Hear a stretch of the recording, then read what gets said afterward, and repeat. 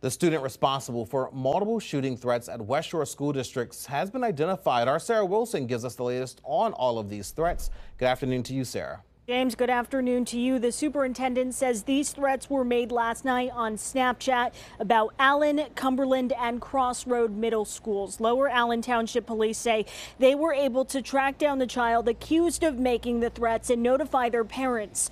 Right now, no charges have been filed. Classes will go on as scheduled today, but with an increased police presence.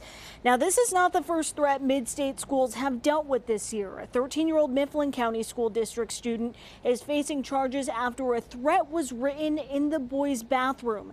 That student was interviewed by police, confessed, and police tell me will be charged with terroristic threats. And then just on Monday, a student at Susquehanna School District was taken into custody for a school shooting threat that caused the district to cancel all classes.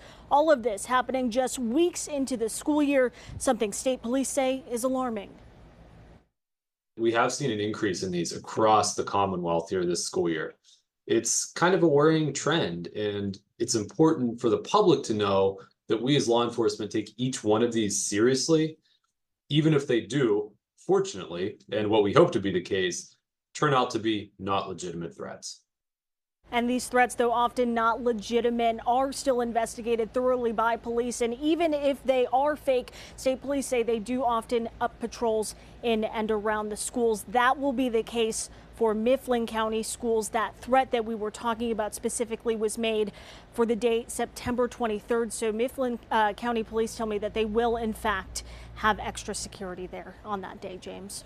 Sarah, as you just mentioned, they're just a troubling trend. And the police talked about they take all of these threats very seriously. Did they talk about what will happen to these students that are caught?